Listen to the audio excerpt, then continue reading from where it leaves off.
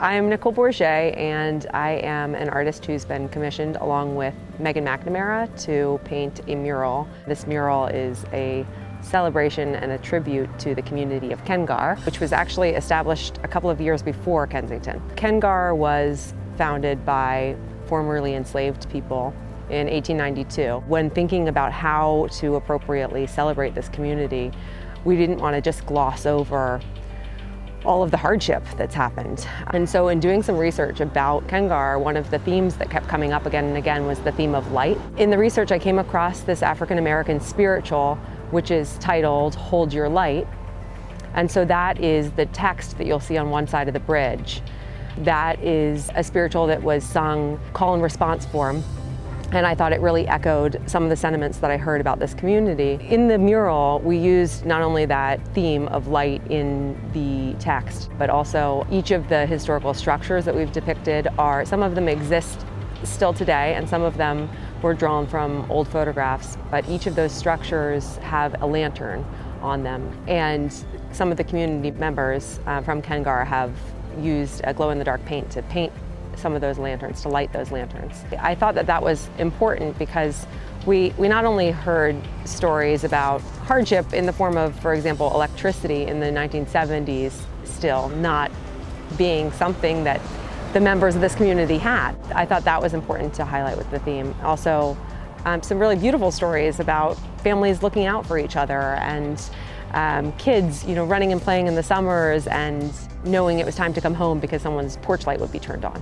And so I wanted to make sure that some of the homes that are depicted in our mural have these porch lights. Also, one of the phrases that I heard again and again from KenGar residents in some of the oral histories and when they've come out to meet me here at the mural is speaking about these churches as beacons of light for the community. So I thought it was important that we depict those two churches and that we include that element of a lantern lighting, a beacon lighting in the mural. So actually, one of the residents who was here this morning, he just lit the light for the Methodist church in the neighborhood with the glow-in-the-dark paint. So hopefully this evening things will start to glow and we'll be able to see those little beacons of light.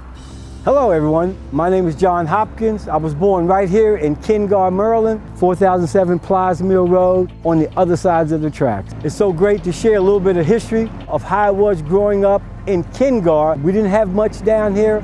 In fact, my house was eventually torn down. I integrated Kensington Elementary School, and that was really a great experience.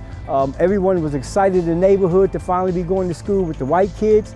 We had our own schoolhouse in this neighborhood prior to that. It was really tough going from here into the white neighborhood and getting called names all the time. This is a bittersweet experience to be in my old neighborhood, KenGar, to see how far we have come as a nation and also see where KenGar is today. And sometimes I'll come here to KenGar just to pray.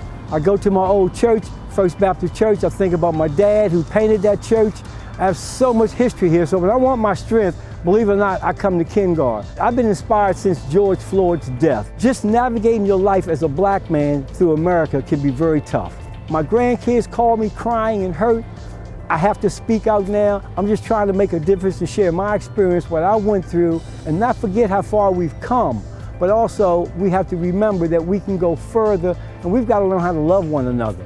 Doing murals is really a lot about active listening. Hopefully, projects like this inspire people to listen to each other, people who live in communities side by side. I think that murals provide an opportunity for conversation to take place around, some commonalities and differences, and really just make us realize that we're all just one human race. So hopefully this will be one of those projects that opens up a further understanding and more conversations.